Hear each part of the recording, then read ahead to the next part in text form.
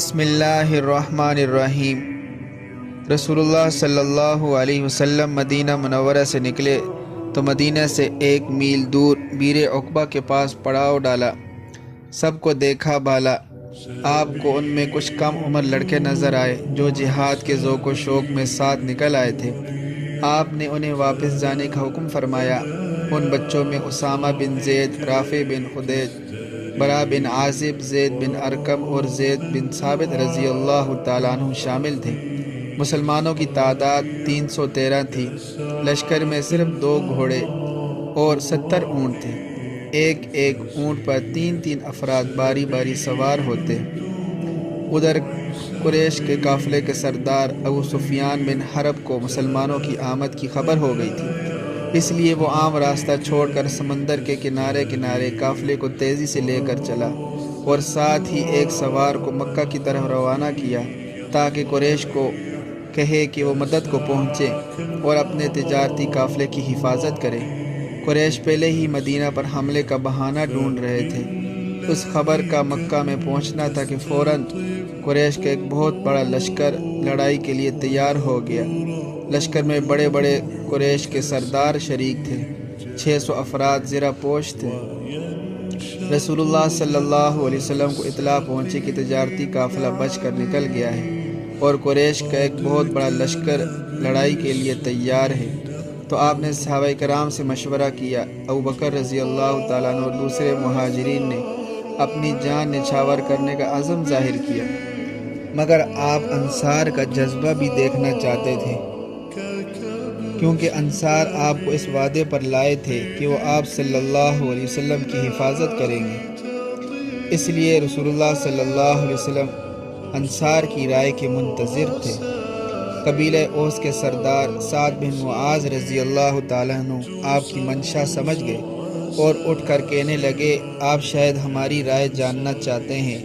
اے اللہ کے رسول، آپ جس سے چاہے صلح کریں، جس سے چاہے لڑیں، ہم آپ پر ایمان لا چکے ہیں۔ اللہ کی قسم، آپ فرمائیں تو ہم سمندر میں کود پڑیں۔ ایک اور انصاری صحابی حضرت مقداد رضی اللہ تعالیٰ عنہ نے عرض کیا، یا رسول اللہ صلی اللہ علیہ وسلم، ہم بنی اسرائیل نہیں جنہوں نے موسیٰ علیہ السلام کو کہہ دیا تھا کہ جاؤ تم اور تمہارا خدا لڑو، ہم آپ کے دائیں بائیں اور آگے پیچھے سے لڑیں گے۔ قریش کا لشکر بدر کی طرف بڑھ رہا تھا۔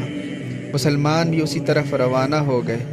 لشکر اسلام کا جنگی پرچم سفید رنگ کا تھا جو حضرت مصعب بن عمیر رضی اللہ تعالیٰ عنہ نے تھاما ہوا تھا۔ نبی اکرم صلی اللہ علیہ وسلم کے آگے آگے 2 سیاہ رنگ کے جھنڈے تھے، ایک حضرت علی رضی اللہ تعالیٰ عنہ کے ہاتھ میں تھا اور دوسرا سعد بن معاذ رضی اللہ تعالیٰ عنہ کے ہاتھ میں۔ یہاں قریش کے بعض غلام جو پانی کی تلاش میں نکلے تھے، صحابہ کرام رضوان اللہ تعالیٰ علیہم اجمعین کے ہاتھ لگ گئے۔ صحابہ کرام نے ان کو مار پیٹ کر قریش کی تعداد وغیرہ معلوم کرنے لگے تو نبی کریم صلی اللہ علیہ وسلم نے منع فرمایا۔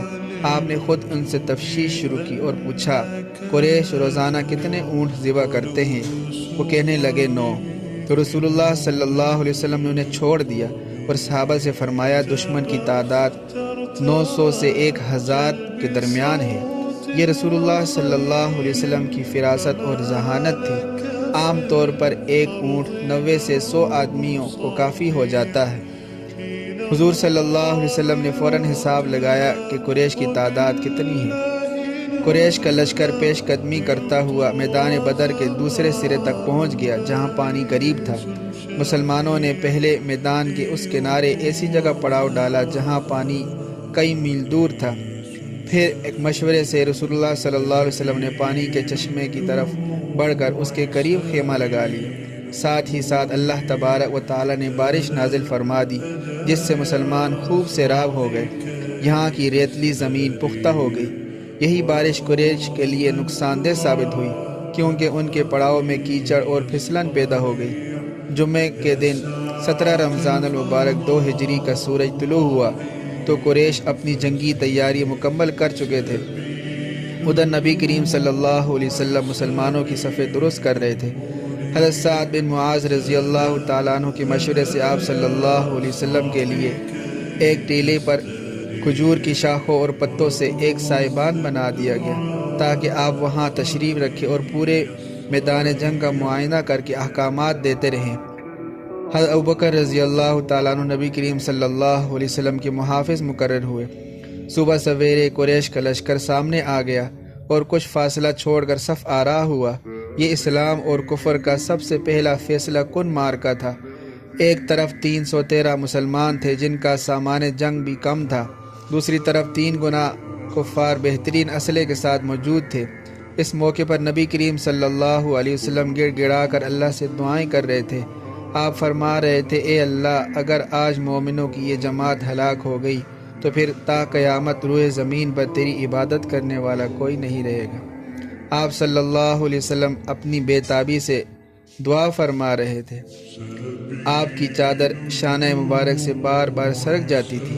ابوبکر رضی اللہ تعالیٰ عنہ چادر درست کرتے اور تسلی دیتے، اے اللہ کے رسول، آپ اپنے رب سے خوب مانگ چکے، اس نے آپ سے جو وعدہ فرمایا ہے وہ ضرور پورا ہوگا۔ اللہ آپ کی ضرور مدد کرے گا اور آپ کو فتح عطا فرمائے گا۔ 2 صحابی عین اسی وقت لڑائی میں شرکت کے لیے پہنچے۔ مسلمانوں کو بڑی خوشی ہوئی کیونکہ اس وقت مسلمان کو اپنی کمی کی شدت کا احساس ہو رہا تھا۔ ایسے میں اگر ایک شخص بھی مزید پہنچ جاتا تو غنیمت تھا، مگر آنے والوں نے بتلایا کہ راستے میں ہمیں کفار نے روک لیا تھا اور کہا تھا کہ تم محمد صلی اللہ علیہ وسلم کی امداد کے لیے جا رہے ہو۔ ہم نے ان سے کہا کہ ہم لڑائی میں شرکت کے لیے نہیں جا رہے۔ انہوں نے ہم سے یہ وعدہ لے کر چھوڑا ہے کہ ہم جنگ میں شریک نہیں ہوں گے۔ رسول اللہ صلی اللہ علیہ وسلم نے سنا تو دونوں کو لڑائی میں حصہ لینے سے روک دیا اور فرمایا، ہم ہر حال میں وعدے کی پابندی کریں گے، ہمیں بس اللہ کی مدد کافی ہے۔